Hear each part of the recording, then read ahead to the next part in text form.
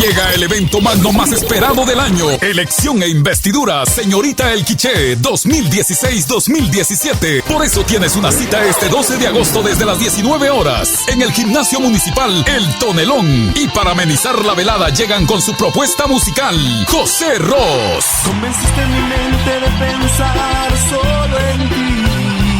El grupo tropical Proyecto Caribe. Y llegó el swing de Proyecto Caribe. Y lo exclusivo de la noche, bajo el sello Press Art Music Guatemala y Azteca Music, el exacadémico Said Palacios.